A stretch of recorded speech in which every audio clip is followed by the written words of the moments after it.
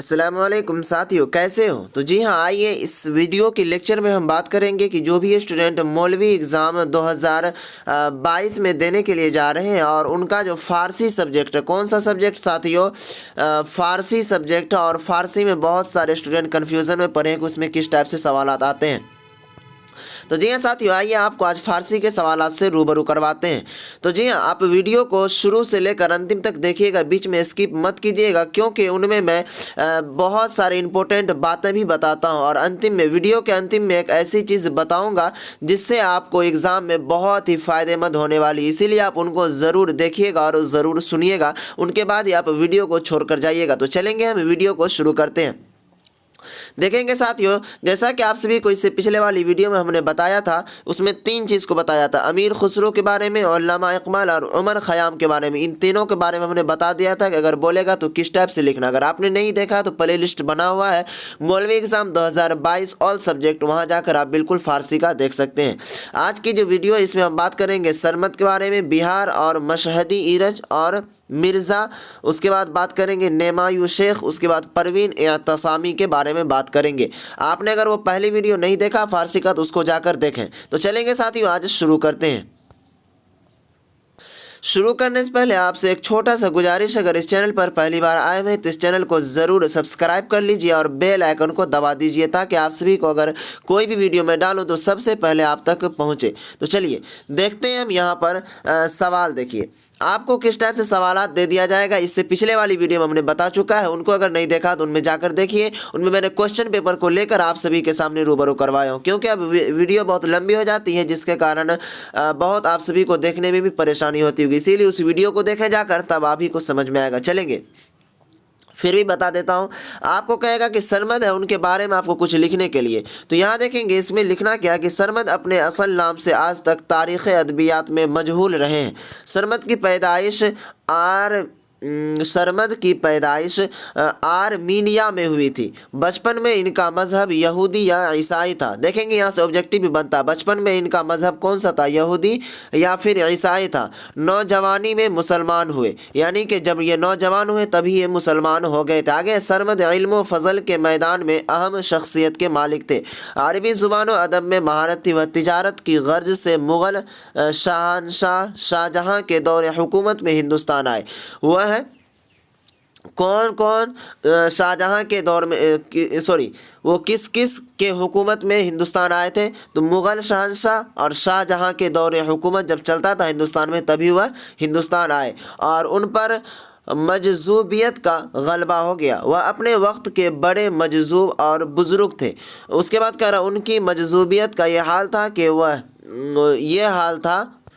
कह रहा साथियों के उनकी मजजूबियत का ये हाल था कि वहदतुल वजूद के उस कदर कायल थे कि दुनिया के हर ज़र्रा में उन्हें खुदा ही नज़र आता था। आगे साथियों के शहनशाह औरंगज़ेब के ज़माने में सिर्फ ला इलाहा यानी कोई माबूद नहीं कहने और अल्लाह मुहम्मदुर रसूलुल्लाह न कहने के सबब कत्ल की सज़ा दी गई। आगे चुनांचे 1661 ईस्वी में शहादत से सरफराज हुए।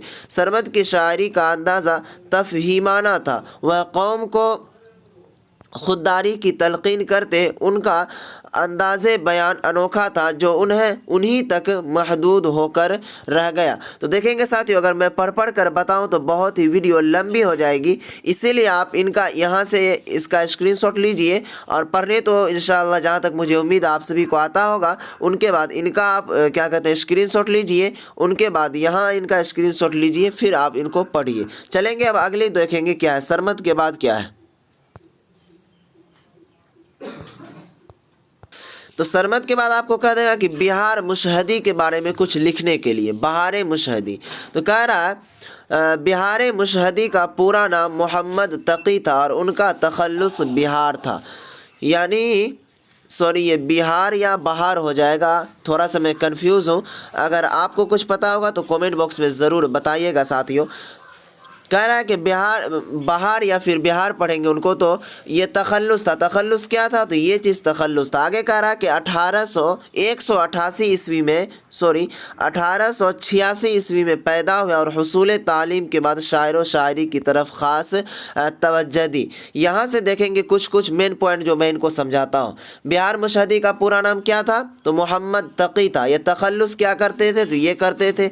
और इनकी जो पैदाइश हुई थी कब हुई थी? 1886 ईस्वी में हुई थी। और क्या कहते हैं? हुसूल तालीम के बाद, यानी तालीम ख़त्म होने के बाद किस तरफ ये तवज्जो दिया? तो शायर शायरी की तरफ ये ख़ास तवज्जो दिया था। आगे कह रहा है कि चूँकि उनका दौर मशरूतियत का दौर था, उस वक्त के शुअरा का मौज़ूए सुखन ख़ास तौर से सियासी बातें थी और बिहार कसीदा के तर्ज के उस्तादवार तारीख़ व अदब के माहिर थे। उनके बाद कह रहा उन्हीं लोगों की कोशिश की बदौलत अदब आवामी ज़िंदगी से करीब हुआ, इसलिए बिहार ने मुल्क की आज़ादी और जद्दोजहद में शायरी को ज़रिया बनाया। आगे कह रहा है कि मिली और इस्लाही नज़में लिखी।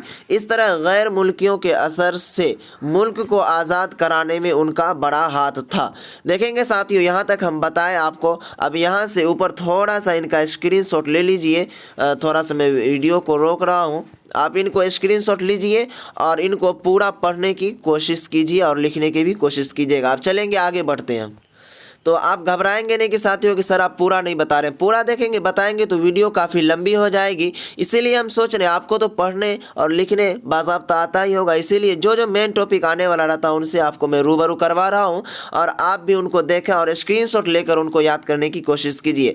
आगे चलेंगे। कह रहा मसूद साद सुलेमान। मसूद साद सुलेमान का शुमार हिंदुस्तान के अव्वलैन फ़ारसी शायरों में होता है।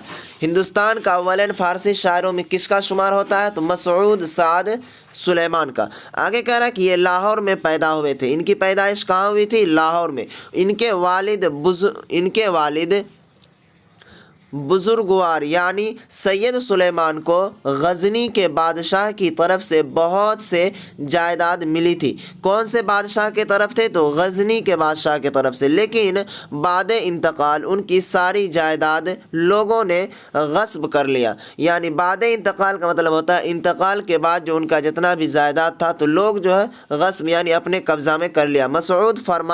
मसूद फरियाद लेकर गजनी गया, लेकिन उसके दुश्मनों ने उस पर गलत इल्ज़ाम लगाकर कैद में डलवा दिया। मसूद ने इब्राहिम शाह गजनी की शान में कसीदा लिखा, जिसमें अपने सारे हालात लिख डाले। आपको ऑब्जेक्टिव अगर पूछेगा तो इस टाइप से पूछेगा कि गजनी की शान में कसीदा लिखा।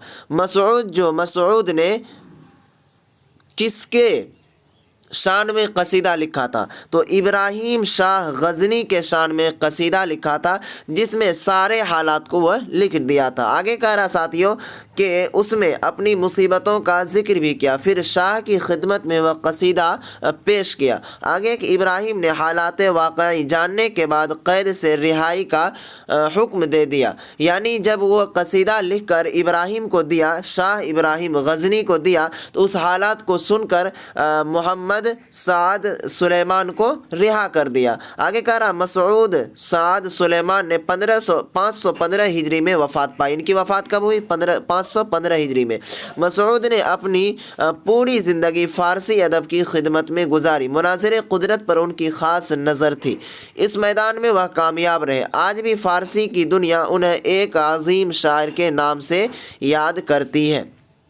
तो वो हो गया। आगे चलेंगे। अब यहाँ जो है ये है कि नेमायू शेख, इनके बारे में आपको कहेगा लिखने के लिए। तो इनमें क्या लिखना है? लिखना है कि नेमा शेख का असल नाम अली है और इनके वालिद का नाम इब्राहिम है। इनका असल नाम अली है और वालिद का नाम क्या है? इब्राहिम।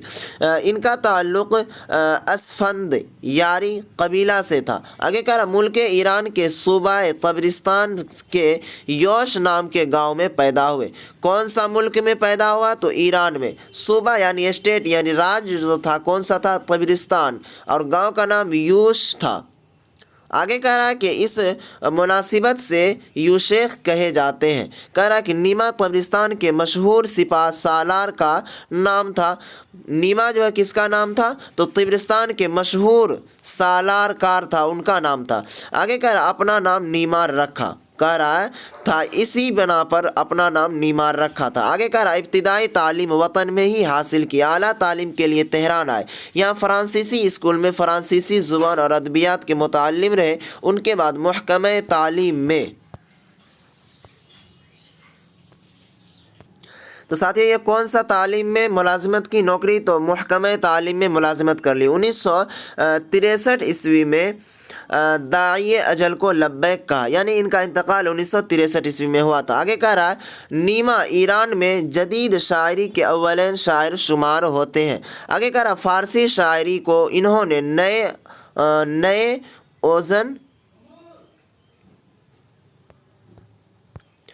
क्या चीज़ है साथियों, कह रहा है कि फ़ारसी शायरी को इन्होंने नए औज़ानो आहंग से आरास्ता किया। हालात ज़माना की तस्वीर कुशी इनका ख़ास मौजू था। अब चलेंगे आगे साथियों, ये है परवीन एतसामी। अब परवीन एतसामी के बारे में पढ़ते हैं, इनका क्या ख़याल है। आगे कह रहा परवीन एतसामी तकरीबन 60-70 बरस पहले ईरान के मशहूर शहर तबरेज़ में पैदा हुए। ईरान का मशहूर शहर कौन था? तबरेज़, उसी में ये पैदा हुआ था। इनके वालिद का नाम यूसुफ एतसामी था। परवीन बचपन में ही अपने वालिद के हमराह तेहरान चली आई। अरबी व फ़ारसी की तालीम अपने वालिद से ही हासिल की और अंग्रेज़ी स्कूल में सीखी, यानी क्या था यहाँ पर, अरबी और फ़ारसी की तालीम अपने वालिद यानी अपने अब्बू जान से हासिल कर अंग्रेज़ी की तालीम जो थी स्कूल में सीखी थी। आगे कि 35 साल की उम्र में इंतकाल किया, इनका इंतकाल 35 साल की उम्र में हो गया था। परवीन एतसामी को शायरी का शौक़ बचपन ही से था, चुनांचे इसी ज़माना में मश्क करती और ये सिलसिला चलता रहा, यहाँ तक कि मौजूदा दौर के मशहूर ईरानी शायरों में उनका शुमार होने लगा। आज भी फ़ारसी अदब उनके खिदमात की मरहूने मिन्नत है और दुनिया उन्हें फरामोश नहीं कर सकती।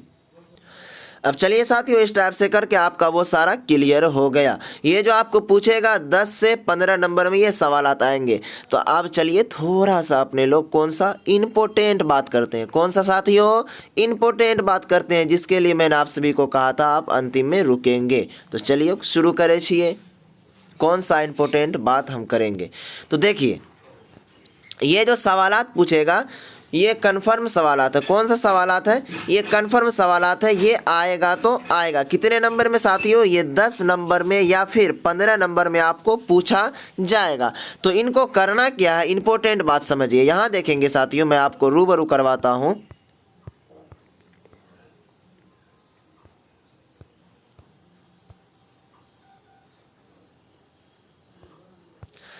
जब फ़ारसी का अगर आपने गाइड लिया होगा, मौलवी का अगर गाइड लिया होगा, तो फ़ारसी का जब बुक खोलिएगा साथियों, तो उनका मैं आपको पेज नंबर बता दूं।